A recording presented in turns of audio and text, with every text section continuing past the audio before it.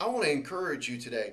When your hope is the Lord, you can stand your ground. Understand this, God will never leave you, He will never forsake you, and He will never let you down. We let ourselves down. We're the ones who mess up. We're the ones who push God away, and we walk away from God and turn our back on God and His Word and what He said. But understand this, God is still here.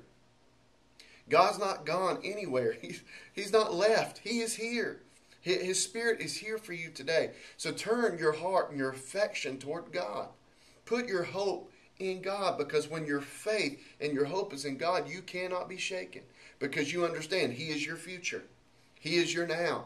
He is your tomorrow. Everything that you need, you find in God. So when your hope is in the Lord, you cannot be shaken. You cannot be thrown, because you understand that His Word is tried and His Word is proven and His Word will come to pass. Today I want you to have hope, because the Bible teaches us in Jeremiah that God has come to give us hope and an expected future.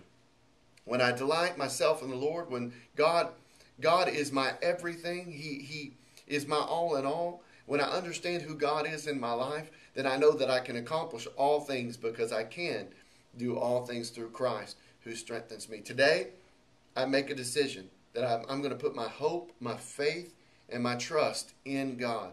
I know that He will never leave me. I know that He will never forsake me. And I know that He will not let me down.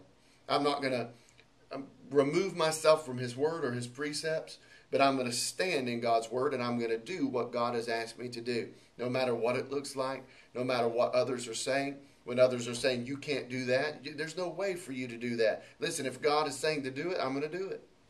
If God says give, I just give. If God says pay my tithe, I pay my tithe.